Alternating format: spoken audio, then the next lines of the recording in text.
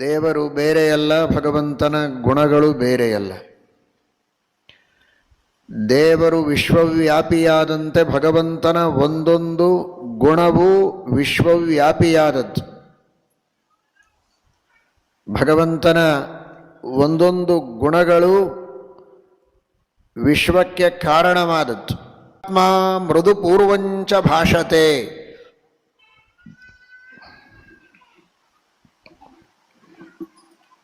ಸಾಮಾನ್ಯವಾಗಿ ಅಪರಿಪಕ್ವ ಮನಸ್ಸಿರುವಂತಹ ವ್ಯಕ್ತಿಯ ಮನಸ್ಥಿತಿ ಉದ್ವಿಗ್ನವಾಗಿರುತ್ತದೆ. ಮನಸ್ಸು ಅಪಕ್ವವಾದದ್ದರಿಂದಲೇ ಉದ್ವಿಗ್ನವಾಗಿರುತ್ತದೆ. ಸಣ್ಣ ಪುಟ್ಟ ಏರುಪೇರುಗಳು ಜೀವನದಲ್ಲಿ ನಡೆದಾಗಲೂ ಕೂಡ ಸಹಿಸಿಕೊಳ್ಳುವ ಶಕ್ತಿ ಇರೋದಿಲ್ಲ, ತಾಳ್ಮೆ ಇರೋದಿಲ್ಲ. ಹಾಗಾಗಿ ಮನಸ್ಸಿನಲ್ಲಿ ಪ್ರಕ್ಷುಬ್ಧತೆ ಇರುತ್ತೆ, ಪ್ರಶಾಂತತೆ ಇರೋದಿಲ್ಲ. ಯಾವ ವ್ಯಕ್ತಿ ವಿವೇಕಿಯಾಗಿದ್ದಾನೆ, ಸಾಕಷ್ಟು ಅನುಭವಗಳನ್ನು ಪಡೆದುಕೊಂಡು ಮನಸ್ಸನ್ನು ಪಕ್ವ ಮಾಡಿಕೊಂಡಿದ್ದಾನೆ, ಬೇಕಾದಷ್ಟು ಸಿಹಿ ಕಹಿಗಳನ್ನು ಅನುಭವಿಸಿದ್ದಾನೆ, ಅಂತಹ ವ್ಯಕ್ತಿಗೆ ಸಣ್ಣ ಪುಟ್ಟ ಏರುಪೇರುಗಳಾದಾಗ, ಸುಖ ದುಃಖಗಳು ಬಂದಾಗ ಮನಸ್ಸು ಸ್ಥಿಮಿತದಲ್ಲಿರುತ್ತೆ, ಪ್ರಕ್ಷುಬ್ಧವಾಗೋದಿಲ್ಲ. ಅಂತಹ ಘಟನೆಗಳನ್ನು ಬಂದಾಗ ಹೇಗೆ ತಾನು ಹಿಂದೆ ದಾಟಿ ಬಂದದ್ದುಂಟು ಅನ್ನುವ ನೆನಪು ಅವನಿಗೆ ಈಗ ಸಮಾಧಾನವನ್ನು ನೀಡುತ್ತದೆ, ಧೈರ್ಯವನ್ನು ತುಂಬುತ್ತದೆ. ಒಬ್ಬ ಸಾಮಾನ್ಯ ವಯೋವೃದ್ಧನಲ್ಲಿಯೇ ಈ ತರಹದ ಒಂದು ಪ್ರಶಾಂತತೆ ಇರಬೇಕಾದರೆ ಯಾವ ಭಗವಂತ ಅನಾದಿ ನಿತ್ಯ ನಿರ್ದುಃಖ ನಿರ್ದೋಷನಾಗಿದ್ದಾನೆ, ಅಂತಹ ಭಗವಂತನಿಗೆ ಪ್ರಪಂಚದೊಳಗಿನ ಯಾವುದೇ ತರಹದ ಘಟನೆಗಳಿರ್ಬೋದು, ಅದು ಯಾವುದೂ ಭಗವಂತನಲ್ಲಿ ಪ್ರಕ್ಷೋಭವನ್ನು ತರೋದಿಲ್ಲ. ಪ್ರಶಾಂತಾತ್ಮ, ಯಾವಾಗಲೂ ಆನಂದ ಪರಿಪೂರ್ಣವಾದಂತಹ ಮನಸ್ಸು ಪರಮಾತ್ಮನದು. ಎಂತಹ ಶತ್ರುಗಳಿರಲಿ, ದೇವರನ್ನು ನಿಂದೆ ಮಾಡುವವರಿರ್ಬೋದು, ಪ್ರತ್ಯಕ್ಷವಾಗಿ ದೇವರ ವಿರೋಧವನ್ನು ಮಾಡುವವರಾಗಿರಬಹುದು, ಯಾರೇ ಇರಲಿ, ಏನಿದ್ರೂ ಭಗವಂತನ ಮನಸ್ಸಿನಲ್ಲಿ ವಿಕಾರ ಇಲ್ಲ. ಕಾರಣ ಇಷ್ಟೇ, ಬಂದಂತಹ ಯಾವ ವ್ಯಕ್ತಿಗಳಾದರೂ ಅವನ ಅಧೀನರು. ಅವನನ್ನು ಸೋಲಿಸುವ, ಅವನ ಮನಸ್ಸಿಗೆ ವಿರುದ್ಧ ಮಾಡುವ, ಸಂಹಾರ ಮಾಡುವ ಯಾವ ಶಕ್ತಿ ತಾಕತ್ತುಗಳಿದ್ದವರು ಅವನ ಎದುರಿಗೆ ಬರಲಾರರು, ಇಲ್ಲವೇ ಇಲ್ಲ ಅಂಥವರು. ಅಂದಮೇಲೆ ಯಾರು ಬಂದರೂ ಏನು ಭಯ ಆಗಬೇಕಾಗಿದೆ? ಘಟನೆಗಳು ಏನೇ ನಡೆದರೂ ಅವನ ಇಚ್ಛೆಗೆ ತಕ್ಕ ಹಾಗೆ ನಡೆಯುತ್ತೆ, ಅವನ ಮನಸ್ಸಿನಲ್ಲಿ ಏನು ವಿಕಾರ ಆಗಬೇಕಾಗಿದೆ? ಹಾಗಾಗಿ ಪ್ರಶಾಂತಾತ್ಮ, ಯಾವಾಗಲೂ ಆನಂದಪೂರ್ಣವಾದ ಸಮಾಧಾನ ಇರುವಂತಹ ಮನಸ್ಸು ಪರಮಾತ್ಮನಿಗಿದೆ. ಇದು ದೇವರಲ್ಲಿರಿ ನಾವು ಚಿಂತನೆ ಮಾಡಬೇಕಾದ ಗುಣ. ದೇವರಿಂದ ಕಲಿಯಬೇಕಾದ ಗುಣ ಏನು, ಆದರ್ಶ ಏನು ಅಂದರೆ, ಆ ಯೋಗ್ಯತೆ ದೇವರಿಗೆ ಮಾತ್ರ. ಆದರೆ ನಾವು ಪ್ರಶಾಂತಾತ್ಮರಾಗಬೇಕು. ನಾವು ದೇವರಂತೆ ಪರಿಪೂರ್ಣರಾದದ್ದರಿಂದ ಪ್ರಶಾಂತಾತ್ಮರಾಗಲು ಸಾಧ್ಯವಾಗದೇ ಇದ್ದರೂ ಕೂಡ ಪರಿಪೂರ್ಣನಾದ ಭಗವಂತನನ್ನು ನೆನೆಸಿ ಪ್ರಶಾಂತಾತ್ಮರಾಗಬೇಕು. ಸುಖವಾಗಲಿ ಬಹು ದುಃಖವಾಗಲಿ ಸಖ ನೀನಾಗಿರು ಪಾಂಡುರಂಗ. ನಾನು ಮಾಡಿದ ಕರ್ಮಗಳಿಗೆ ತಕ್ಕಂತೆ ಸುಖ ದುಃಖಗಳು ಬರ್ತಾ ಇರ್ತವೆ. ಸುಖಸ್ಯಾನಂತರಂ ದುಃಖಂ, ದುಃಖಸ್ಯಾನಂತರಂ ಸುಖಂ. ಒಂದು ಸಣ್ಣ ದುಃಖದ ಪ್ರಸಂಗ ಬಂದ ಮಾತ್ರಕ್ಕೆ ಮನಸ್ಸಿನಲ್ಲಿರುವಂತಹ ಸ್ಥಿಮಿತತೆಯನ್ನು, ಧೈರ್ಯವನ್ನು ಕಳೆದುಕೊಳ್ಳಬಾರದು. ಬೇಕು ಅಂತ ಬಯಸಿ ಯಾರೂ ದುಃಖವನ್ನು ಪಡೆದುಕೊಳ್ಳೋದಿಲ್ಲ ಅನ್ನುವುದು ಎಷ್ಟು ಸತ್ಯವೋ ಸುಖವೂ ಹಾಗೆ ನಾವು ಬಯಸದೇ ಬರುತ್ತೆ. ಬಂದ ಸುಖ ಹೋಗಬೇಕು ಅಂತ ನಾವು ಅಪೇಕ್ಷೆ ಪಡದೇ ಇದ್ರೂ ಹೋಗುತ್ತಲ್ಲ, ದುಃಖವೂ ಹಾಗೇ ಹೋಗುತ್ತೆ. ಹೋಗು ಅಂತ ತಳ್ಳಿದರೆ ಹೋಗಬೇಕು ಅಂತಲ್ಲ, ಹೋಗುತ್ತೆ, ತನ್ನ ಕಾಲಕ್ಕೆ ತಾನೇ ಹೋಗುತ್ತೆ. ಇದು ಮನುಷ್ಯನಿಗೆ ವಿವೇಕ ಇದ್ದರೆ ದುಃಖ ಬಂದಾಗ ಸ್ವಲ್ಪ ಮನಸ್ಸಿನಲ್ಲಿ ವಿಕಾರ ಆಗಬಹುದು, ತಕ್ಕ ಮಟ್ಟಿಗೆ ಸಾಮಾನ್ಯ ಮಾನವನಿಗೆ. ಆದರೆ ಈ ವಿವೇಕದಿಂದ ಇದ್ಯಾವುದೂ ಶಾಶ್ವತ ಅಲ್ಲ, ತಾತ್ಕಾಲಿಕವಾಗಿ ದುಃಖ ಇದೆ, ದೇವರು ರಕ್ಷಣೆ ಮಾಡುತ್ತಾನೆ, ನಾನು ಸ್ಥಿಮಿತತೆಯಿಂದ ಇದಕ್ಕೆ ಪ್ರತೀಕಾರವನ್ನು ಮಾಡಬೇಕು ಅಂತ ಧೈರ್ಯದಿಂದ ಆ ಬಂದ ಸಮಸ್ಯೆಯನ್ನು ಎದುರಿಸುವುದಕ್ಕೆ ಸಿದ್ಧನಾದರೆ ಮತ್ತೆ ಉತ್ಸಾಹದಿಂದ ಮುಂದೆ ಬರಬಹುದು. ದೇವರು ಸರ್ವೋತ್ತಮ, ಅವನ ಇಚ್ಛೆಗೆ ಬಂದ ಹಾಗೆ ನಡೆಯೋದು. ಹರಿಚಿತ್ತ ಸತ್ಯ ಹರಿಚಿತ್ತ, ನರಚಿತ್ತಕ್ಕೆ ಬಂದದ್ದು ಲವಲೇಶ ನಡೆಯದು ಅನ್ನುವಂತಹ ಒಂದು ವಿವೇಕ. ಜೊತೆಗೆ ನಾನು ದೇವರಿಗೆ ಶರಣು ಹೋದರೆ ಎಂತಹ ಕಷ್ಟ ಇದ್ದರೂ ದೇವರು ಅದನ್ನು ಪರಿಹಾರ ಮಾಡುತ್ತಾನೆ ಎನ್ನುವಂತಹ ನಂಬಿಕೆ. ಜೊತೆಗೆ ಇತಿಹಾಸದಲ್ಲಿ ನಡೆದ ತಮ್ಮ ಮನೆಯಲ್ಲಿಯೇ ಮನೆತನದಲ್ಲಿಯೇ ನಡೆದ ಹಿಂದಿನ ಘಟನೆಗಳು, ತನ್ನ ಜೀವನದಲ್ಲಿಯೇ ನಡೆದ ಅನೇಕ ಪ್ರಸಂಗಗಳನ್ನು ನೆನಪಿಸಿಕೊಂಡು ಆ ಎಲ್ಲ ಕಷ್ಟದ ಪ್ರಸಂಗಗಳನ್ನು ತಾನು ಹೇಗೆ ಸುಲಭವಾಗಿ ದಾಟಿ ಬಂದದ್ದು. ದುಃಖ ಬಂದಾಗ ಬಹಳಷ್ಟು ಕುಗ್ಗಿ ಧೈರ್ಯ ಕಳೆದುಕೊಂಡು ನಿರಾಶೆಯನ್ನು ಹೊಂದುವ ಸ್ಥಿತಿಗೆ ಹೋಗುವುದನ್ನು ತಪ್ಪಿಸ್ತವೆ. ಶಾಸ್ತ್ರದ ಶ್ರವಣವನ್ನು ಮಾಡ್ತಾ ಇತಿಹಾಸದ ಪುಟಗಳಲ್ಲಿ ಪುರಾಣದ ಗರ್ಭದಲ್ಲಿ ಬಂದಂತಹ ಅನೇಕ ಘಟನೆಗಳನ್ನು ಮೆಲುಕು ಹಾಕಿದಾಗ ಎಂಥೆಂತಹ ಆಪತ್ತುಗಳಿಂದ ದೇವರು ರಕ್ಷಣೆ ಮಾಡಿದ್ದಾನೆ ಅದನ್ನು ಸ್ಮರಿಸಿಕೊಂಡಾಗ ಅಜಾಮಿಲ ಗಜಾಧಿಪ ದೃಪದಜಾಸ್ತ್ವಯಾ ಪಾಲಿತಾಹ, ಎಂತಹ ಘೋರ ಪಾಪಗಳನ್ನು ಮಾಡಿದ ಅಜಾಮಿಲನನ್ನು ಅದೆಷ್ಟು ಸುಲಭವಾಗಿ ದೇವರು ಉದ್ಧಾರ ಮಾಡಿದ ಪುಟ್ಟ ಪ್ರಾಯಶ್ಚಿತ್ತದಿಂದ. ಗಜೇಂದ್ರನನ್ನು ಉದ್ಧಾರ ಮಾಡಿದ, ದ್ರೌಪದಿಯ ಮಾನ ಸಂರಕ್ಷಣೆ ಮಾಡಿದ, ಪ್ರಹ್ಲಾದರಾಜರನ್ನು ಆಪತ್ತುಗಳಿಂದ ಪರಿಹಾರ ಮಾಡಿದ. ಈ ತರಹದ ಇತಿಹಾಸ ಪುರಾಣಗಳಲ್ಲಿ ಬರುವ ಸತ್ಯವಾದ ಭಗವಂತನ ಮಹಿಮೆಗಳನ್ನು ಮೆಲುಕು ಹಾಕುವ ಮೂಲಕ ಇವನಿಗೊಂದು ಧೈರ್ಯ ಬರ್ತದೆ, ಪ್ರಶಾಂತಾತ್ಮನಾಗ್ತಾನೆ ಅನ್ನುವುದಕ್ಕೇನೆ ಇತಿಹಾಸ ಪುರಾಣ ಶಾಸ್ತ್ರ ಸಾಕಷ್ಟು ಕೇಳಿ ಕೇಳಿ ಕೇಳಿ ಒಂದು ಧೈರ್ಯವನ್ನು ತಂದುಕೊಂಡವರಿಗೆ ಬೇಕಾದಷ್ಟು ಘಟನೆಗಳು ನಡೆದರೂ ಪ್ರಾಣ ಕಳೆದುಕೊಂಡು ಬಿಡೋಣ, ಆತ್ಮಹತ್ಯೆ ಮಾಡಿಕೊಳ್ಳೋಣ ಅನ್ನುವಂತಹ ಪ್ರವೃತ್ತಿ ಬರೋದಿಲ್ಲ. ಆ ತರಹದ ಅಧೈರ್ಯದ ಕಾರ್ಯವನ್ನು ಮಾಡ್ತಾನೆ ಅಂದರೆ ಅವನಿಗೆ ಸರಿಯಾಗಿ ಉತ್ತಮರ ಸಹವಾಸ ಆಗಿಲ್ಲ, ವೃದ್ಧರ ಸೇವೆಯನ್ನು ಮಾಡಿಲ್ಲ, ಇತಿಹಾಸ ಪುರಾಣಗಳನ್ನು ಕೇಳಿಲ್ಲ, ದೇವರನ್ನು ನಂಬಿಲ್ಲ ಅಂತ ಅರ್ಥ.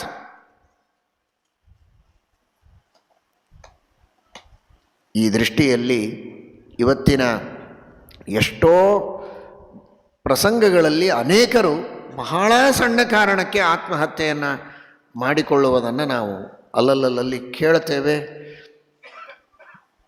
ವೃತ್ತಪತ್ರಿಕೆಗಳಲ್ಲಿ ವಾರ್ತೆಗಳನ್ನು ನೋಡ್ತೇವೆ. ಅದೆಲ್ಲದಕ್ಕೂ ಉತ್ತರವನ್ನು ಶಾಸ್ತ್ರ ನೀಡುತ್ತದೆ. ಇದೆಲ್ಲ ಆಗೋದು ನನ್ನ ಇಚ್ಛೆಗೆ ಬಂದದ್ದೇ ಆಗಬೇಕು, ನಾನು ಅಂದ್ಕೊಂಡದ್ದೇ ಆಗಬೇಕು, ನಾನು ಸ್ವತಂತ್ರ, ನನ್ನ ಇಚ್ಛೆಗೆ ಬಂದದ್ದು ಆಗಿಲ್ಲ ಅಂದರೆ ನಾನಿದ್ದು ಪ್ರಯೋಜನ ಇಲ್ಲ ಅನ್ನುವಂತಹ ಭಾವನೆ ಇದ್ದವರಿಗೆ ಈ ಸ್ಥಿತಿ ಕೆಲವೊಮ್ಮೆ ಬರುತ್ತೆ. ದುಃಖವನ್ನು ಸಹನೆ ಮಾಡಲಿಕ್ಕೆ ಆಗದೇ ಇದ್ದಾಗ ಆ ಸ್ಥಿತಿಗೆ ಹೋಗ್ತಾನೆ. ನನ್ನ ಇಚ್ಛೆಗೆ ಬಂದದ್ದೇ ಆಗಬೇಕು ಅನ್ನುವುದು ಇಲ್ಲವೇ ಇಲ್ಲ. ಹರಿಚಿತ್ತ ಸತ್ಯ ಹರಿಚಿತ್ತ, ನರಚಿತ್ತಕ್ಕೆ ಬಂದದ್ದು ಲವಲೇಶ ನಡೆಯದು. ನನ್ನ ಚಿತ್ತಕ್ಕೆ ಬಂದದ್ದು ನಡೆದ್ರೇನೆ ಆಶ್ಚರ್ಯ ಪಡಬೇಕು. ನನ್ನ ಚಿತ್ತಕ್ಕೆ ಬಂದದ್ದೇ ಆಗಬೇಕು ಅನ್ನುವ ಹಠ ಇರಬಾರದು ಅನ್ನುವುದು ಚಿಕ್ಕ ಮಗುವಿದ್ದಾಗಿನಿಂದ ವೃದ್ಧರ ಮಾತು ಕೇಳಿ ಕೇಳಿ ಕೇಳಿ ಈ ತತ್ವ ಅವನ ಚಿತ್ತದಲ್ಲಿ ಅವನ ಮನಃಪಟಲದಲ್ಲಿ ದೃಢವಾಗಿ ಮೂಡಿದರೆ ನನ್ನ ಚಿತ್ತಕ್ಕೆ ಬಂದ ಹಾಗೆ ಆಗಿಲ್ಲ ಅಂದರೆ ಅವನಿಗೇನು ಭಾಳ ಟೆನ್ಷನ್ ಆಗೋದಿಲ್ಲ. ಇನ್ನು ಅನೇಕ ದುಃಖದ ಪ್ರಸಂಗಗಳು, ಅತ್ಯಂತ ಆತ್ಮೀಯರಾದ, ಪ್ರಿಯರಾದ, ಪ್ರಿಯತಮರಾದ ವ್ಯಕ್ತಿಗಳನ್ನು ಅಗಲಿದಂತಹ ಪ್ರಸಂಗಗಳು. ಭಗವದ್ಗೀತೆಯನ್ನು ಕೇಳಿದ್ದ ಅಂದರೆ ಅಶೋಚ್ಯಾನನ್ವಶೋಚಸ್ತ್ವಂ ಪ್ರಜ್ಞಾವಾದಾಂಶ್ಚ ಭಾಷಸೆ ಜಾತಸ್ಯ ಹಿ ಧ್ರುವೋ ಮೃತ್ಯುರ್ಧ್ರುವಂ ಜನ್ಮ ಮೃತಸ್ಯ ಚ. ಮರಣ ಅಂದರೆ ಇದೊಂದು ಬಹಳ ಅಪರೂಪದ ವಸ್ತು ಅಲ್ಲ. ಹುಟ್ಟಿದ ಮೇಲೆ ಮರಣ ಸಹಜ, ಮೃತನಾದವನಿಗೆ ಪುನರ್ಜನ್ಮ ಸಹಜ. ಇದು ಚಕ್ರ, ತಪ್ಪಿದ್ದಲ್ಲ. ಮತ್ತೆ ಮತ್ತೆ ಆ ಗೀತೆ ಇವನ ಮನಸ್ಸಿನಲ್ಲಿ ದೃಢವಾಗಿ ಬೇರೂರಿದ್ದರೆ ಎಂಥವರನ್ನು ಅಗಲಿದಾಗಲೂ ತಾತ್ಕಾಲಿಕ ದುಃಖ ಆಗಬಹುದು. ಆದರೆ ಏನೋ ಗುಡ್ಡ ಕಡಿದುಕೊಂಡು ಮೈ ಮೇಲೆ ಬಿತ್ತು ಅನ್ನೋಂತಹ ಪ್ರಸಂಗ ಬರೋದಿಲ್ಲ. ಏನೋ ಕೆಲಸ ಕಳೆದುಕೊಂಡ, ಇನ್ನೇನು ಗತಿ, ಇನ್ನೇನು ಅನ್ನೋಂಥ ಧೈರ್ಯ ಭಾಗವತ ಕೇಳಿದ್ದ ಅಂದರೆ ಕಸ್ಮಾತ್ ಭಜಂತಿ ಕವಯೋ ಧನ ದುರ್ಮದಾಂಧಾನ್. ದೇವರು ರಕ್ಷಣೆ ಮಾಡ್ತಾನೆ, ಕೈ ಬಿಡೋದಿಲ್ಲ. ಚೀರಾಣಿ ಕಿಂ ಪಥಿ ನ ಸಂತಿ ದಿಶಂತಿ ಭಿಕ್ಷಾಂ ನೋವಾಂಘ್ರಿಪಾ ಪರಭೃತಃ ಸರಿತೋಪ್ಯಶುಷ್ಯನ್ ವೃದ್ಧಾ ಗುಹಾ ಕಿಮವಧೂತ ಸುಹೃನ್ನ ಕೃಷ್ಣ ಕಸ್ಮಾತ್ ಭಜಂತಿ ಕವಯೋ ಧನ ದುರ್ಮದಾಂಧಾನ್. ವಿಶ್ವಸ್ಯ ಯಸ್ಥಿತಿಲಯೋದ್ಭವ ಹೇತುರಾದ್ಯಃ ಯೋಗೇಶ್ವರೈರಪಿ ದುರತ್ಯಯ ಯೋಗಮಾರ್ಗಃ ಕ್ಷೇಮಂ ವಿಧಾಸ್ಯತಿ ಸನೋ ಭಗವಾಂಸ್ತ್ರ್ಯಧೀಶಃ ತ್ರತಾಸ್ಮದೀಯ ವಿಮೃಶೇನ ಕಿಯಾನಿಹಾರ್ಥಃ. ದೇವರು ಕೈ ಬಿಡೋದಿಲ್ಲ, ದೇವರು ರಕ್ಷಣೆ ಮಾಡ್ತಾನೆ.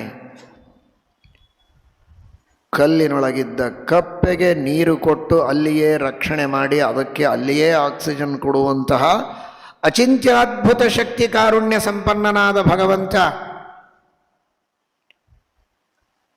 ನಮ್ಮನ್ನು ರಕ್ಷಣೆ ಮಾಡದೆ ಬಿಡ್ತಾನೆಯೇ. ಭಕ್ತಿಯಿಂದ ಭಜಿಸಿದರೆ ರಕ್ಷಣೆ ಮಾಡಿಯೇ ಮಾಡ್ತಾನೆ ಎನ್ನುವಂತಹ ವಿಶ್ವಾಸ. ರಕ್ಷತಿ ಇತ್ಯೇವ ವಿಶ್ವಾಸ.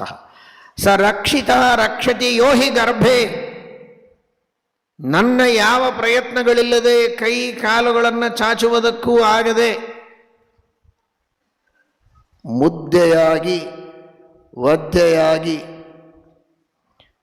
ಗರ್ಭದೊಳಗಿರುವಾಗಲೂ ನನ್ನನ್ನು ರಕ್ಷಣೆ ಮಾಡಿ ಸುರಕ್ಷಿತವಾಗಿ ಹೊರಗೆ ಬರುವಂತೆ ಮಾಡಿದ್ದಾನೆ. ಪ್ರವಚನ ಮಾಡುವಾಗ ಮುಂದೆ ಬನ್ನಿ ಮುಂದೆ ಬನ್ನಿ ಅಂತ ಕರೀತಾನೆ. ಸ್ವಲ್ಪ ಸರಿತೀರ, ಇನ್ನೊಂದು ಸಲ ಹೇಳಿದರೂ ಸರಿ. ಬಹಳ ಹೇಳಿದರೆ ಕೂಡೋದಕ್ಕೆ ಸ್ಥಳನೇ ಇಲ್ಲ, ನಿಮಗೆ ಗೊತ್ತಾಗೋದಿಲ್ವ? ಏನು ಮೈಕ್ ಮುಂದೆ ನಿಂತು ಏನೋ ಒದರ್ತಾ ಇರ್ತೀರಿ. ನಮ್ಮ ಪರಿಸ್ಥಿತಿ ನೋಡಬೇಕೋ ಬೇಡವೋ, ಒಬ್ರಿಗೊಬ್ಬರಿಗೆ ಟಚ್ ಆಗಬಾರ್ದು. ಕಾಲು ಹತ್ತಿರ ಇಟ್ಕೊಂಡು ಕೂಡೋ ಸಂದರ್ಭ ಬರಬಾರ್ದು. ಯಥೇಚ್ಛವಾಗಿ ಕಾಲು ಅಗಲಾಗಿ ಇಟ್ಕೊಂಡಿರ್ಬೇಕು. ಬೇಕು ಅನಿಸಿದ್ರೆ ಚಾಚಲಿಕ್ಕೂ ಬಂದಿರಬೇಕು. ಇಲ್ಲಿ ಯಾರು ಚಾಚಿಲ್ಲ ಪಾಪ, ಅಷ್ಟು ಅವಕಾಶ ಇಟ್ಕೊಂಡು ಕೂಡಬೇಕು. ಇದು ಎಲ್ಲರ ಅಪೇಕ್ಷೆ, ಹೌದೋ ಅಲ್ವ? ಒಂದು 5 ನಿಮಿಷ ಪ್ರಯತ್ನ ಮಾಡಿ, 5 ನಿಮಿಷ ಬೇಡ, 2 ನಿಮಿಷ ಕಾಲು ಹತ್ತಿ ಇಟ್ಟುಕೊಂಡು ತಲೆ ಬಗ್ಗಿಸಿಕೊಂಡು ಗರ್ಭಾಸನ ಮಾಡಿ ನೋಡೋಣ. ಯೋಗಾಸನ ಕಲಿತವರು 9 ತಿಂಗಳು ಹಾಗೇ ಇದ್ವಲ್ಲ ಎಲ್ಲರೂ ಕೂಡ. ಹೇಗೆ ಸಾಧ್ಯ ಆಯ್ತದು? ಆಗ ಯಾರು ಶಕ್ತಿ ಕೊಟ್ಟರು? ಸರಕ್ಷಿತ ರಕ್ಷತಿ ಯೋ ಹಿ ಗರ್ಭೇ.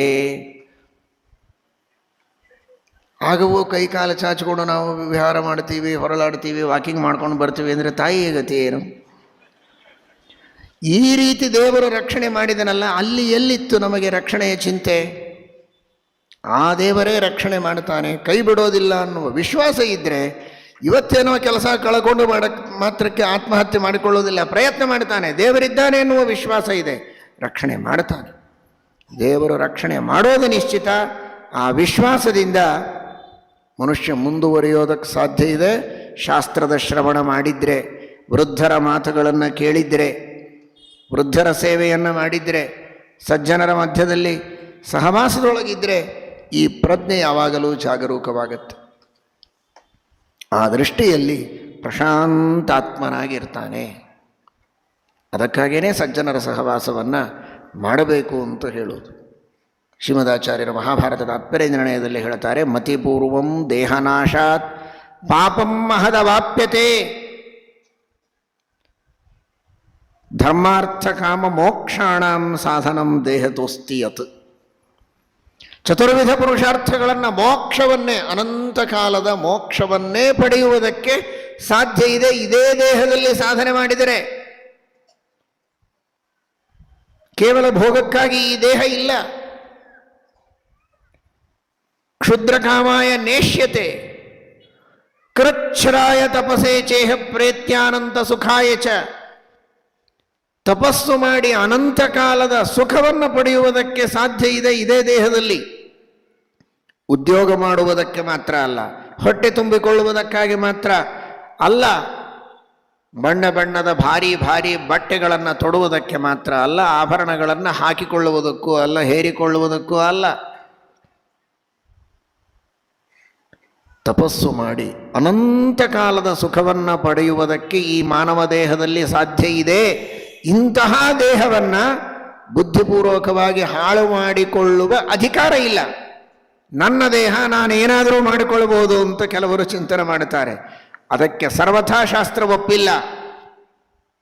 ಇದು ನಿನ್ನ ದೇಹ ಅಲ್ಲವೇ ಅಲ್ಲ, ಇದು ನಿನ್ನ ದೇಹ ಅಲ್ಲ, ಇದು ದೇವರು ಕೊಟ್ಟ ದೇಹ, ಇದು ದೇವರ ಅಧೀನ ಅನ್ನುವ ಚಿಂತನೆ ಬರೋದಕ್ಕೆ ಮುದ್ರಾಧಾರಣೆ ಮಾಡಿಸಿಕೊಳ್ಳೋದು, ಶಂಖ ಚಕ್ರ ಒತ್ಕೊಳ್ಳೋದಕ್ಕೆ ಇದು ನನ್ನದಲ್ಲ, ತಾನಲ್ಲ, ತನ್ನದಲ್ಲ, ಮುಂದೆ ಬಾಹೋದಲ್ಲ. ಆದರೆ ಇದರಿಂದ ಸಾಧನೆ ಮಾತ್ರ ಬಹಳ ಅದ್ಭುತವಾದ ಸಾಧನೆಯಾಗುತ್ತೆ. ಇದು ನಶ್ವರ, ಆದರೆ ಇದು ಈಶ್ವರನ ಹತ್ತಿರದ ಕರೆದುಕೊಂಡು ಹೋಗುವ ಸಾಧನೆಯನ್ನು ಮಾಡಿಸುವಂತಹ ದೇಹ. ಇಂತಹ ದೇಹವನ್ನು ಹಾಳು ಮಾಡಿಕೊಳ್ಳಬಾರದು, ಹಾನಿ ಮಾಡಿಕೊಳ್ಳಲು ಬೇಡಿ ಹುಚ್ಚಪ್ಪಗಳಿರ ಅಂತ ಬೈತಾರೆ ದಾಸರು. ದೇಹವನ್ನು ಸಾರ್ಥಕಪಡಿಸಿಕೊಳ್ಳಬೇಕು, ತಾಳ್ಮೆಯಿಂದ ಇರಬೇಕು, ಸಮಾಧಾನದಿಂದ ಇರಬೇಕು. ಇದು ರಾಮಾಯಣದಿಂದ ಕಲಿಯುವ ಒಂದು ಸಂದೇಶ. ಪ್ರಶಾಂತಾತ್ಮ ಸಹಿ ನಿತ್ಯಂ ಸಚ ನಿತ್ಯಂ ಪ್ರಶಾಂತಾತ್ಮ ಮೃದುಪೂರ್ವಂಚ ಭಾಷತೆ. ಶ್ರೀರಾಮಚಂದ್ರನ ದರ್ಶನವನ್ನು ಪ್ರತಿನಿತ್ಯದಲ್ಲಿ ಮಾಡಿಕೊಳ್ತೀರಿ. ಮೂಲರಾಮದೇವರ ದರ್ಶನ, ದಿಗ್ವಿಜಯ ರಾಮದೇವರ ದರ್ಶನ. ಆ ರಾಮನಿಗೆ, ಅನಂತ ಗುಣಪೂರ್ಣನಾದ ಶ್ರೀರಾಮಚಂದ್ರನಿಗೆ ನಮ್ಮ ಯೋಗ್ಯತೆಗೆ ತಕ್ಕಷ್ಟು ಗುಣವಂತರಾಗುವಂತೆ ಅನುಗ್ರಹ ಮಾಡಲು ಪ್ರಾರ್ಥನೆಯನ್ನು ಮಾಡಬೇಕು. ಮೃದುಪೂರ್ವಂಚ ಭಾಷತೆ. ರಾಮ ಮಾತನಾಡುವಾಗ ಬಹಳ ಮೃದುವಾಗಿ ಮಾತನಾಡ್ತಾ ಇದ್ದ. ಏನೇ ಹೇಳಬೇಕಾಗಿರಲಿ, ತಪ್ಪು ಮಾಡಿದ್ದಾನೆ ಒಬ್ಬ ಪ್ರಜೆ, ಅಪರಾಧ ಮಾಡಿಯೇ ಬಂದು ನಿಂತಿದ್ದಾನೆ, ಅವನಿಗೆ ದಂಡ ಮಾಡಬೇಕಾಗಿದೆ, ಶಿಕ್ಷೆ ಕೊಡಬೇಕಾಗಿದೆ ಅಂತಾಗಿದ್ದರೂ ಕೂಡ ಮಾತನಾಡುವಾಗ ಮೃದುಪೂರ್ವಂಚ ಭಾಷತೆ. ಏನಪ್ಪ, ಏನೋ ಈ ತರಹ ತಪ್ಪು ಕೆಲಸ ಮಾಡಿದ್ದಿ ಅಂತೆ, ಕಳ್ಳತನ ಮಾಡಿದ್ದಿ, ಏನಾದರೂ ಕಷ್ಟ ಇತ್ತ ಮನೆಯಲ್ಲಿ, ಹೆಂಡತಿ ಮಕ್ಕಳಿಗೆ ಹಾಕಲಿಕ್ಕೆ ಏನು ಸೌಕರ್ಯ ಇರಲಿಲ್ಲ ಅಂತ ಕಳ್ಳತನ ಮಾಡಿದೆಯಾ, ಏನು ಸಮಸ್ಯೆ ಇತ್ತು ಅಂತ ಬಂದು ಹೇಳಿಕೊಂಡಿದ್ದರೆ ನಾನೇ ಪರಿಹಾರ ಮಾಡ್ತಿದ್ನಲ್ಲ, ಯಾಕೆ ಅಧರ್ಮ ಅನ್ಯಾಯ ಮಾಡುವ ಹೆಜ್ಜೆಯನ್ನು ಇಟ್ಟು ಈ ಕ್ರಮದಲ್ಲಿ ಬಂದದ್ದು ಕಳ್ಳ. ಆದರೆ ಮೃದುಪೂರ್ವಂಚ ಭಾಷತೆ. ಮಾಡಿದ ಅಧರ್ಮವನ್ನು, ಕಳ್ಳತನವನ್ನು ಒಪ್ಪಿ ಇಟ್ಟುಕೊಳ್ಳುವುದಲ್ಲ, ತಿದ್ದುವಾಗಲೂ ಮೃದುಪೂರ್ವಂಚ ಭಾಷತೆ. ದೇವರು ಸರ್ವಜ್ಞ, ಆದರೆ ಒಬ್ಬ ರಾಜ, ಒಬ್ಬ ಯಜಮಾನ, ಒಬ್ಬ ಅಧಿಪತಿ, ಒಬ್ಬ ನಾಯಕ ಹೇಗಿರಬೇಕು ಅನ್ನುವುದನ್ನು ತೋರಿಸ್ತಾನೆ. ಮೃದುಪೂರ್ವಂಚ ಭಾಷತೆ. ಮೃದುಪೂರ್ವಂಚ ಭಾಷತೆ. ಮೃದುಪೂರ್ವಂ ಒಂದೇ ಶಬ್ದ, ಅಥವಾ ಪೂರ್ವಂಚ ಮೃದು ಭಾಷತೆ. ಮೊದಲೂ ಮೃದು, ಆಮೇಲೂ ಮೃದುವಾಗಿ ಮಾತನಾಡುವಂಥವನು. ಕೆಲವರು ಮೊದಲು ಬಂದು ಕೂಡಲೇ ಮೃದುವಾಗಿ ಮಾತಾಡ್ತಾರೆ, ಆಮೇಲೆ ನೋಡಿದರೆ ಅದನ್ನು ತಡ್ಕೊಳ್ಳಿಕ್ಕೆ ಸಾಧ್ಯ ಇಲ್ಲ ಅಂಥ ಮಾತಾಡ್ತಾರೆ. ಯಾಕಪ್ಪ ಬಂದ್ವಿ ಇಲ್ಲಿ ಅಂತ. ಅದಕ್ಕೆ ವಾಲ್ಮೀಕಿ ಮಹರ್ಷಿಗಳು ಬಹಳ ಸುಂದರವಾಗಿ ಶಬ್ದವನ್ನಿಟ್ಟಿದ್ದಾರೆ. ಮೃದು ಪೂರ್ವಂಚ ಭಾಷತೆ. ಮೊದಲೂ ಮೃದು ಮಾತಾಡ್ತಾನೆ, ಮಧ್ಯದಲ್ಲಿಯೂ ಮೃದುವಾಗಿಯೇ ಮಾತಾಡ್ತಾನೆ, ಕೊನೆಗೂ ಮೃದುವಾಗಿಯೇ ಮಾತನಾಡುವಂಥದ್ದು ಶ್ರೀರಾಮಚಂದ್ರನ ಅದ್ಭುತವಾದಂತಹ ವಾಣಿ. ಕೇಳಿದರೆ ಆನಂದ ಆಗಬೇಕು, ಆ ತರಹ ಮಾತನಾಡು.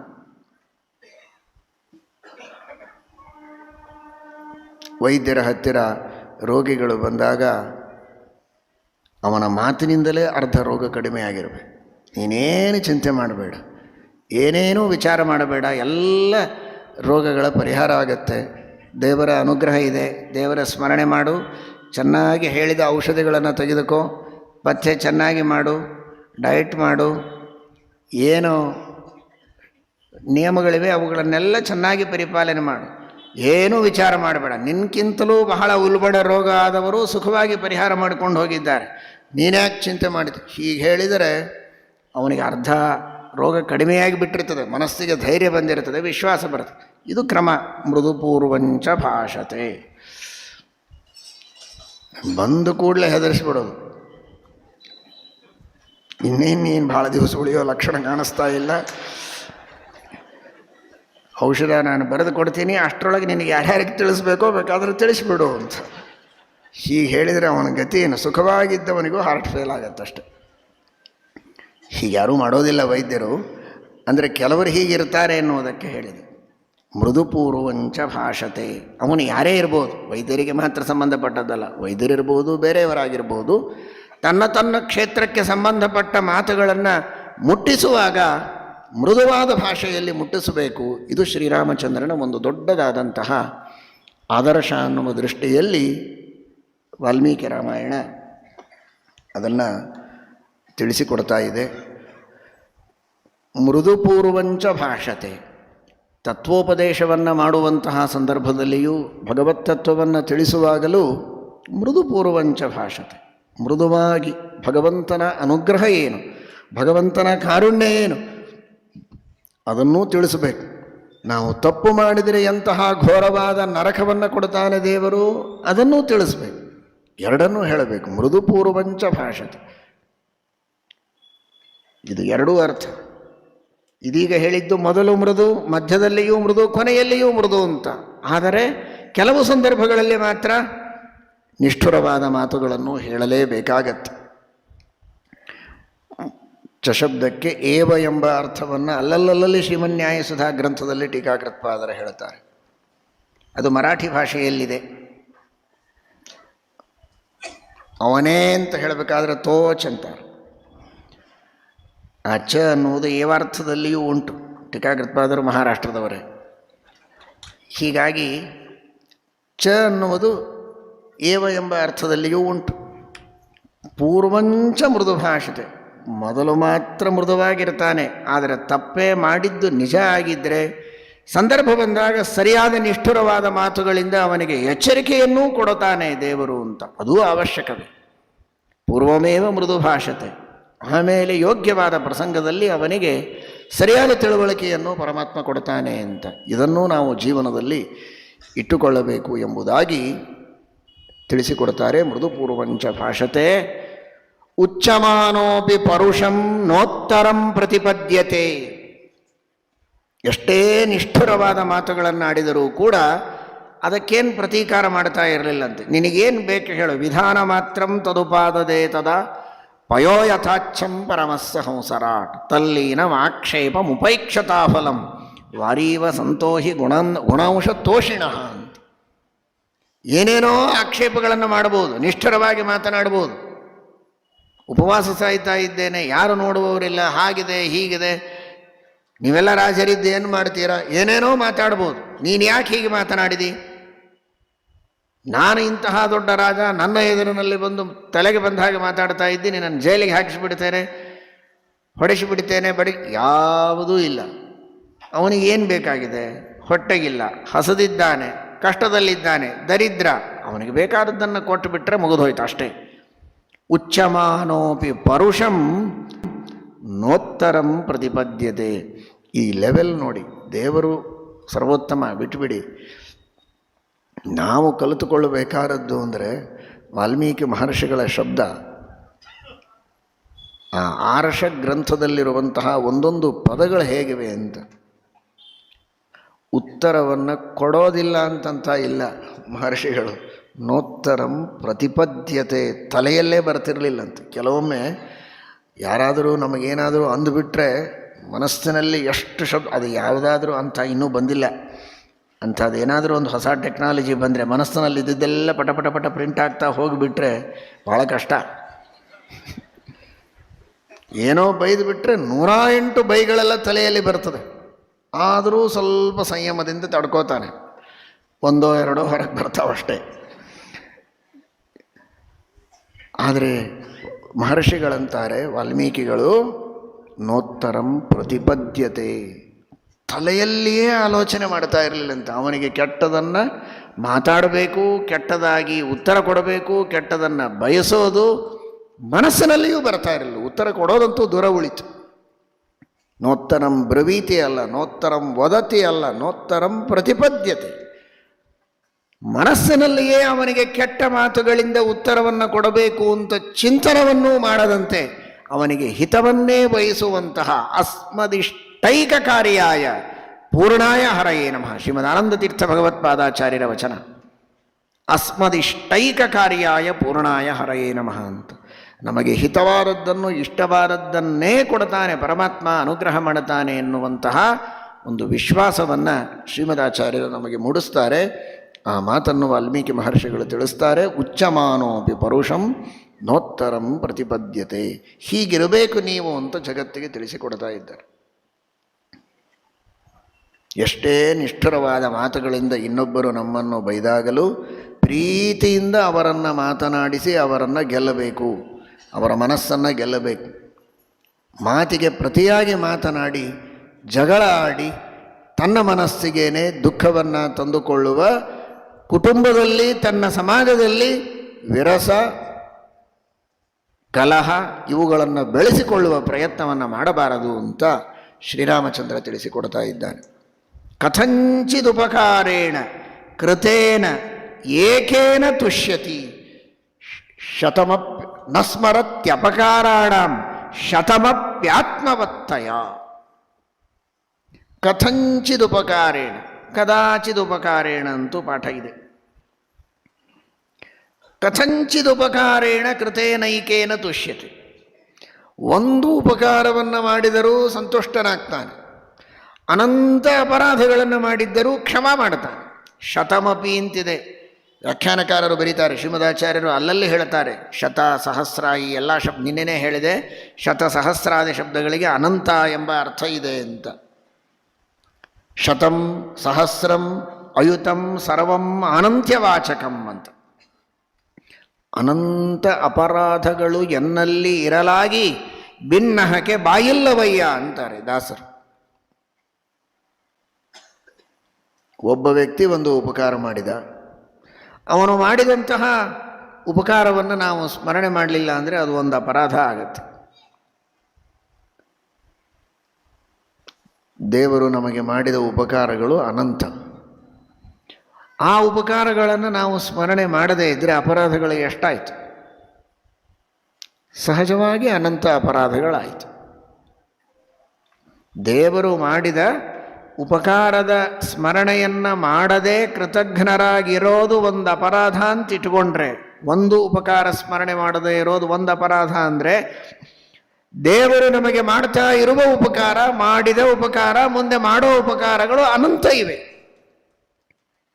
ಆ ಅನಂತ ಉಪಕಾರಗಳನ್ನು ನಾವು ಸ್ಮರಿಸೋದಿಲ್ಲ ಅಂದರೆ ನಮ್ಮ ಅಪರಾಧಗಳು ಅನಂತ ಆಯಿತು. ಆದರೂ ಆ ಅಪರಾಧಗಳನ್ನು ದೇವರು ಕ್ಷಮಾ ಮಾಡ್ತಾನೆ. ಇವನು ಅಜ್ಞಾನಿ, ವಿಸ್ಮರಣಶೀಲ, ಎಲ್ಲವನ್ನು ನೆನಪಿನಿಟ್ಟುಕೊಳ್ಳಿಕ್ಕೆ ಆಗೋದಿಲ್ಲ. ಯಾವಾಗೋ ಆಗೊಮ್ಮೆ ಈಗೊಮ್ಮೆ ತಕ್ಕ ಮಟ್ಟಿಗೆ ಕೃತಜ್ಞತೆಯನ್ನು ಅರ್ಪಣೆ ಮಾಡ್ತಾನೆ, ಒಂದು ಕೈ ಮುಗಿತಾನೆ, ನಮಸ್ಕಾರ ಪ್ರದಕ್ಷಿಣೆ ಮಾಡ್ತಾನಲ್ಲ ಸಾಕು ಅಂತ ಅಷ್ಟಕ್ಕೆ ದಯೆ ತೋರ್ತಾನಲ್ಲ, ಇದೇ ದೇವರ ದೊಡ್ಡದಾದ ಗುಣ. ಕಥಂಚ ಉಪಕಾರ ಅಂದರೆ ದೇವರಿಗೇನು ಉಪಕಾರ ಇಲ್ಲವೇ ಇಲ್ಲ, ಮಾಡಲಿಕ್ಕೆ ಬರೋದಿಲ್ಲ, ಸೇವೆ ಅಂತ ಅರ್ಥ ಅಷ್ಟೇ. ದೇವರಿಗೊಂದು ಕೈ ಮುಗಿದು ನಮಸ್ಕಾರ ಮಾಡಿದರೆ ಕಥಂಚಿದ ಉಪಕಾರೇಣ, ನಾವು ಮಾಡಿದ ಸೇವೆ ಭಾಳ ಭಕ್ತಿ ಶ್ರದ್ಧೆಗಳಿಂದ ಏನು ಮಾಡಿರೋದಿಲ್ಲ, ತಕ್ಕ ಮಟ್ಟಿಗೆ ಭಕ್ತಿ ಶ್ರದ್ಧೆಗಳಿಂದ ಮಾಡಿರ್ತೀವಿ. ಕಥಂಚಿದ ಉಪಕಾರೇಣ, ಏನೋ ಎಲ್ಲರೂ ಹೊಂಟಿದ್ದಾರೆ ಅಂತ ತಾನೂ ಹೊರಟಿರ್ತಾನಷ್ಟೇ, ಹೋಗಲೇಬೇಕು ಅಂತ ಇವನಿಗೇನು ಉದ್ದೇಶ ಇಲ್ಲ. ದೇವಸ್ಥಾನಕ್ಕೆ ಗೆಳೆಯರೆಲ್ಲ ಹೊಂಟಿದ್ದಾರಲ್ಲ, ಅವ್ರ ಜೊತೆಗೆ ಹೋಗೋಣ ಅಂತ ಹೋಗಿರ್ತಾನೆ, ಅವರೆಲ್ಲ ನಮಸ್ಕಾರ ಮಾಡ್ತಾರಲ್ಲ ಅಂತ ತಾನೂ ಮಾಡಿರ್ತಾನೆ. ಇದು ಕಥಂಚಿತ, ಏನೋ ಸಹಜವಾಗಿ ಮಾಡಿತ್ತು. ಹೋಗಬೇಕು ಅಂತ ಯಾತ್ರೆ ಮಾಡಿ ಹೋದದ್ದಲ್ಲ, ಸಂಕಲ್ಪಪೂರ್ವಕ ಹೋದದ್ದಲ್ಲ, ಸಹಜವಾಗಿ ಹೋದದ್ದು.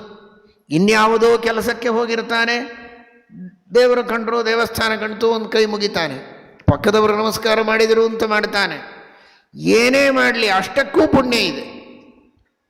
ಸ್ವಲ್ಪ ಶ್ರದ್ಧೆ ಭಕ್ತಿ ಇದ್ದರೆ ಸಾಕು, ಅಷ್ಟಕ್ಕೂ ಪರಮಾತ್ಮ ಪುಣ್ಯವನ್ನು ಕೊಡ್ತಾನೆ, ಅನುಗ್ರಹವನ್ನು ಮಾಡ್ತಾನೆ. ಇದು ದೇವರ ಕಾರುಣ್ಯ. ಕಥಂಚಿದುಪಕಾರೇಣ ಕೃತೇನೈಕೇನ ತುಷ್ಯತಿ. ಸಾವಿರಾರು ತಪ್ಪುಗಳನ್ನು ಮಾಡಿರಲಿ, ಅಪರಾಧಗಳನ್ನು ಮಾಡಿರಲಿ, ಅವುಗಳೆಲ್ಲವನ್ನು ಕ್ಷಮಾ ಮಾಡ್ತಾನೆ ದೇವರದು ದೊಡ್ಡದಾದಂತಹ ಗುಣ. ಇದನ್ನು ಜೀವನದಲ್ಲಿ ಮನುಷ್ಯ ತಾನು ಕಲಿಯಬೇಕು, ಅಳವಡಿಸಿಕೊಳ್ಳಬೇಕು. ತಪ್ಪುಗಳನ್ನು ಸುತ್ತಮುತ್ತಲಿದ್ದವರು ಬೇಕಾದಷ್ಟು ಮಾಡ್ತಾ ಇರ್ಬೋದು, ತಪ್ಪುಗಳನ್ನು ತಿದ್ದಬೇಕು, ಸನ್ಮಾರ್ಗದಲ್ಲಿ ಬರುವಂತೆ ಪ್ರೇರಣೆಯನ್ನು ಮಾಡಬೇಕು, ಅವರನ್ನು ಗುಣವಂತರನ್ನಾಗಿ ಮಾಡುವುದಕ್ಕೆ ಪ್ರಯತ್ನ ಮಾಡಬೇಕು. ಆದರೆ ಆ ಮಾಡಿದ ತಪ್ಪುಗಳನ್ನೇ ಬಹಳ ಎಣಿಸ್ತಾ ಅವನನ್ನು ದೂರ ಮಾಡುವುದಲ್ಲ. ಅವನಲ್ಲಿರುವ ಯಾವುದಾದರೂ ಒಂದು ಗುಣ ಇದ್ದರೂ ಕೂಡ ಅದಕ್ಕೆ ವಿಶೇಷವಾದ ಪುರಸ್ಕಾರವನ್ನು ಕೊಟ್ಟು ಅವನನ್ನು ಮೇಲೆ ತರುವ ಪ್ರಯತ್ನ ಮಾಡಬೇಕೇ ಹೊರತು ಆ ಗುಣವನ್ನು ಕಡೆಗಣಿಸಿ ದೋಷಗಳನ್ನೇ ಎತ್ತಿ ನೋಡಿ ಅವನನ್ನು ದೂರ ಸರಿಸಬಾರದು ಅನ್ನುವಂತಹ ಒಂದು ಸಂದೇಶವನ್ನು ಶ್ರೀರಾಮಚಂದ್ರ ಕೊಡ್ತಾ ಇದ್ದಾನೆ. ನ ಸ್ಮರತ್ಯಪಕಾರಾಣಾಂ ಶತಮಪ್ಯಾತ್ಮವತ್ತಯ.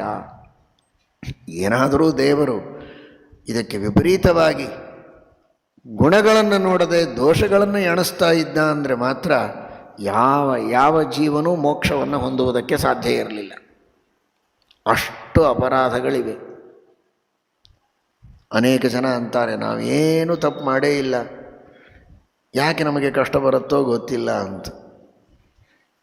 ಈ ಮಾತು ಅನ್ನೋದೇ ಶಾಸ್ತ್ರದ ಪರಿಜ್ಞಾನ ಇಲ್ಲದೇ ಇರೋದಕ್ಕೆ ಮನುಷ್ಯ ಅಂತಾನೆ. ಇದೇ ಒಂದು ದೊಡ್ಡ ತಪ್ಪು. ಮೊದಲನೇದು ಏನು ತಪ್ಪು ಮಾಡಿಲ್ಲ ಅಂತೇನು ತಿಳುವಳಿಕೆ ಇದೆ ಅಲ್ಲ, ಇದು ಯಾಕೆ ಬಂತು ಈ ಭಾವನೆ? ಪೂರ್ವಜನ್ಮ, ಹಿಂದಿನ ಎಷ್ಟೋ ಜನ್ಮಗಳು, ಈ ಜನ್ಮದಲ್ಲಿ ತಾನು ಮಾಡಿದಂತಹ ಎಷ್ಟೋ ನಿಷಿದ್ಧ ಕರ್ಮಗಳು, ವಿಹಿತ ಕರ್ಮಗಳನ್ನು ಮಾಡದೇ ಇರೋದು, ಇವುಗಳ ಬಗ್ಗೆ ತಿಳುವಳಿಕೆ ಇಲ್ಲ ಅನ್ನೋದೇ ಒಂದು ದೊಡ್ಡ ತಪ್ಪು. ಮೊದಲನೇದು, ನಾನೇನು ಮಾಡೋದಿಲ್ಲ, ನನ್ನ ಪಾಡಿಗೆ ನಾನು ಸುಮ್ಮನೆ ಇರ್ತೇನೆ ಮನೆಯಲ್ಲಿ, ಆದರೂ ಕಷ್ಟ ಬರ್ತದೆ. ನಿನ್ನ ಪಾಡಿಗೆ ನೀನು ಸುಮ್ಮನೆ ಇರೋದೇ ದೊಡ್ಡ ತಪ್ಪು. ಪರೋಪಕಾರ ಮಾಡಬೇಕು ಅಂತ ಶಾಸ್ತ್ರ ಇದೆ, ಸುಮ್ಮನೆ ಇರು ಅಂತ ಹೇಳಿಲ್ವಲ್ಲ ನಿನಗೆ. ಸುಮ್ಮನೆ ಇರೋದೇ ತಪ್ಪು. ಒಂದೊಂದು ವಿಹಿತ ಕರ್ಮಗಳನ್ನು ಮಾಡದೇ ಇರುವುದು ಒಂದು ಅಪರಾಧ. ಶಾಸ್ತ್ರದಲ್ಲಿ ವಿಹಿತವಾದ ಸಹಸ್ರಾರು ಕರ್ಮಗಳಿವೆ, ಓದಿಯೇ ಇಲ್ಲ, ಕೇಳಿಯೇ ಇಲ್ಲ, ತಿಳಿದೇ ಇಲ್ಲ, ಮಾಡೋದಂತೂ ದೂರ ಉಳಿತು. ಅದೆಲ್ಲವನ್ನು ಮಾಡದೇ ಇರುವ ತಪ್ಪುಗಳಿವೆ. ಮಾಡಬಾರದು ಅಂತ ಹೇಳಿದ ನಿಷಿದ್ಧ ಕರ್ಮಗಳಿವೆ, ಆ ನಿಷಿದ್ಧ ಕರ್ಮಗಳನ್ನು ಮಾಡ್ತೇವೆ, ಅದೂ ತಪ್ಪಿದೆ. ದೇವರ ವಿಸ್ಮರಣೆ, ಅದೂ ದೊಡ್ಡ ತಪ್ಪಿದೆ. ಒಂದೇ ಎರಡೇ ಅನಂತ ಅಪರಾಧಗಳಿವೆ. ಅದನ್ನೆಲ್ಲ ದೇವರು ನೋಡಿಬಿಟ್ರೆ ನಾವು ಮಾಡೋ ಏನು ಸಣ್ಣ ಪುಟ್ಟ ದೇವರ ಸೇವೆಗಳಿವೆ, ಇದು ಲೆಕ್ಕಕ್ಕೆ ಬರೋದಿಲ್ಲ. ನೂರಾರು ಸಾವಿರಾರು ಅಪರಾಧಗಳಿದ್ದಾಗ ಒಂದು ಒಳ್ಳೆಯ ಕೆಲಸ ಮಾಡಿದರೆ ಯಾರು ಮಾತಾಡಿಸ್ತಾರೆ? ಯಾವತ್ತೋ ಒಂದು ದಿವಸ ಬಂದು ನಿಮಗೆ ಕುಡಿಯೋದಕ್ಕೆ ಒಂದು ಲೋಟ ನೀರು ಕೊಟ್ಟು ಮನೆಯಲ್ಲಿದ್ದ ಎಲ್ಲ ಆಸ್ತಿ ಪಾಸ್ತಿ ಕಳ್ಳತನ ಮಾಡ್ಕೊಂಡು ತೊಗೊಂಡು ಹೋದ್ರೆ, ಅಂತೂ ನೀರಂತೂ ಕೊಟ್ಟಿಯಲ್ಲ ಸಾಕು ಅಂತ ಯಾರಾದರೂ ಅಂತಾರ? ಆದರೆ ದೇವರ ಅಂತಾನೆ, ಇದೇ ದೊಡ್ಡ ವೈಲಕ್ಷಣ್ಯ. ಶತಮಪ್ಯಪಕಾರಾಣ ನ ಸ್ಮರತ್ಯಪಕಾರಾಣ ಶತಮಪ್ಯಾತ್ಮವತ್ತಯ. ಯಾದವಾರ್ಯರು ಅದನ್ನೇ ಪ್ರಾರ್ಥನೆ ಮಾಡ್ತಾರೆ. ದೇವಾಪರಾಧಮನವೇಕ್ಷ ಚ ವೀಕ್ಷ ಭಕ್ತಿಂ ವಾಸಿಷ್ಠ ಕೃಷ್ಣ ಮಮ ದೇಹಿ ಕರಾವಲಂಬಂ. ಎರಡನ್ನೂ ಲಿಸ್ಟ್ ತೆಗೆದು ಎಷ್ಟು ಅಪರಾಧಗಳು ಎಷ್ಟು ಪುಣ್ಯಕರ್ಮಗಳು ಅಂತ ನೋಡಿ ತೂಕ ಮಾಡಿ ನಾನು ಫಲ ಕೊಡ್ತೇನೆ ಅಂತ ಅನ್ಲಿಕ್ಕೆ ಹೋಗಬೇಡ. ಈ ಸಾಮಾನ್ಯ ಜೀವರ ಯೋಗ್ಯತೆ ಅಷ್ಟು ದೊಡ್ಡದಲ್ಲ. ಅಪರಾಧದ ಲಿಸ್ಟನ್ನು ಮುಚ್ಚಿಟ್ಬಿಡೋದನ್ನು ಕಟ್ಟಿಟ್ಬಿಡು, ನೋಡಲೇಬೇಡ, ಇದು ಒಂದೇ ನೋಡು ಸಾಕು ಅಂತ. ದೇವಾಪರಾಧ ಮನವೇಕ್ಷ ಚ ವೀಕ್ಷ ಭಕ್ತಿಂ. ಭಕ್ತಿಯನ್ನು ಮಾತ್ರ ನೋಡು, ಪುಣ್ಯಕರ್ಮಗಳನ್ನು ಮಾತ್ರ ನೋಡಿ ನಮ್ಮನ್ನು ಉದ್ಧಾರ ಮಾಡು ಅಂತ. ಚತುರ್ಥ ಸ್ಕಂದ ಭಾಗವತದಲ್ಲಿ ಫಲ್ಗೋಪಿ ಉರುಕರೋಷಿ ಅಂತ. ದೇವರು ಅತೀ ಸ್ವಲ್ಪ ಇದ್ದದ್ದನ್ನು ಬಹಳ ದೊಡ್ಡದನ್ನಾಗಿ ಮಾಡಿ ನೋಡ್ತಾನೆ ಅನ್ನೋದಕ್ಕೆ ನಾವು ಇಷ್ಟೆಲ್ಲ ಚೆನ್ನಾಗಿದ್ದೇವೆ. ಸಣ್ಣ ಸೇವೆ ಮಾಡಿದರೂ ಅದನ್ನು ಮ್ಯಾಗ್ನಿಫೈ ಮಾಡಿ ನೋಡ್ತಾನೆ, ದೊಡ್ಡದನ್ನಾಗಿ ಮಾಡಿ ನೋಡ್ತಾನೆ.